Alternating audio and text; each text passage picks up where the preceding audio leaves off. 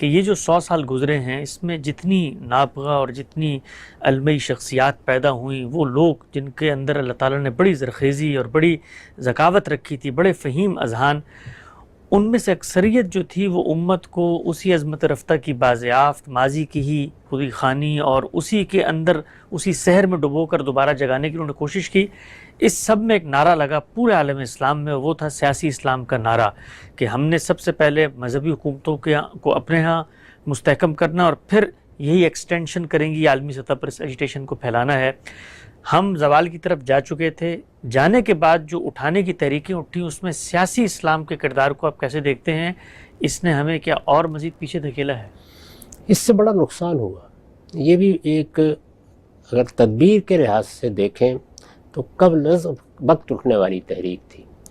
قومی ریاستیں وجود میں آ گئی تھیں، ان قومی ریاستوں کو پہلے اپنے سیاسی نظم میں مستحکم ہونا چاہیے تھا۔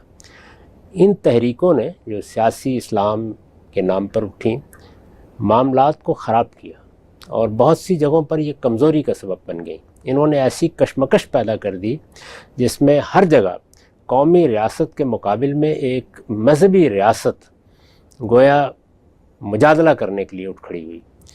میرے نزدیک یہ آہستہ آہستہ ختم ہو رہا ہے، یعنی یہ معاملہ ہر جگہ اب اس طرح نہیں رہا، مصر میں بھی نہیں رہا، عرب ممالک میں تو پہلے ہی اس طرح کی چیز کو گوارا نہیں کیا جاتا تھا۔ عرب ممالک سے میری مراد جزیرہ نمایا عرب کے ممالک ہیں۔ ملیشیا میں، انڈونیشیا میں بھی اب اس نوعیت کی چیز نہیں رہی۔ ہمارے ملک میں بھی اب یہ تحریکیں تحریک کے طور پر اپنی قوت کھو چکی ہوئی ہیں۔ عالم اسلام سے الگ مغربی ملکوں میں بھی آپ نے دیکھا کہ پھر وہ دہشت گرد تنظیموں میں تبدیل ہو گئیں، پھر اس کے بعد ان کے خلاف دنیا اٹھ کھڑی ہوئی۔ یہ سب معاملات ہو چکے ہوئے ہیں، تو اس سے بھی میرے نزدیک کوئی چیز آہستہ آہستہ ختم نہیں ہوتی۔ اصل چیز یہ ہے کہ کیا فکری سطح پر اب یہ قوت باقی ہے؟ میرا احساس یہ ہے کہ فکری سطح پر یہ قوت ختم ہو چکی ہے یا اب باقی نہیں رہی۔ بہت سی چیزیں ہیں جو فکری سطح پر بالکل شکست کھا جاتی ہیں، لیکن یہ نہیں ہوتا کہ لوگ ان کو چھوڑ دیں۔ لوگ تو مجاوروں کی طرح بیٹھے ہی رہتے ہیں۔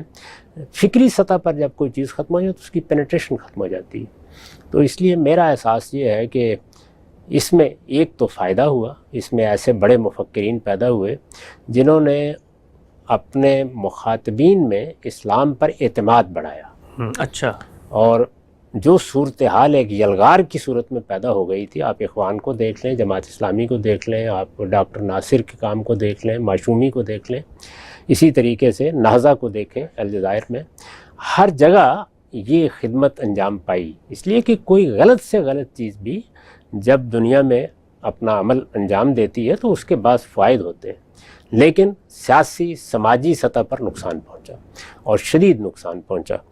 اس کے بعد ہم نے دیکھا کہ آہستہ آہستہ انہی قوتوں کے اندر پرورش پانے والے لوگوں کے ہاں ایک دوسرا فکر سامنے آنے لگ گیا، اور اس دوسرے فکر کے اثرات اب آپ دنیا بھر میں دیکھ سکتے ہیں، ہر جگہ موجود ہے۔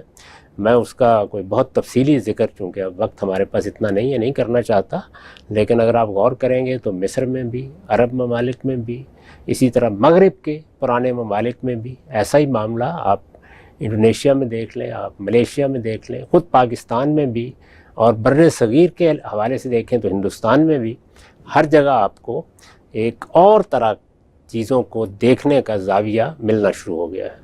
یہ زاویہ اگر فی الواقع تعمیری طریقے سے آگے بڑھتا رہے تو زیادہ دیر نہیں گزرے گی کہ جس چیز کی میں نے نشاندہی کی ہے کہ 3 مراحل میں اگر ہم اپنے احیاء کو یا اپنے اٹھنے کو 3 مراحل میں تقسیم کر کے تدریج سے آگے بڑھیں اور اس طرح کی نعرے بازی اور اس طرح کی چیزوں سے نجات حاصل کر لیں تو بہت کچھ پایا جا سکتا ہے۔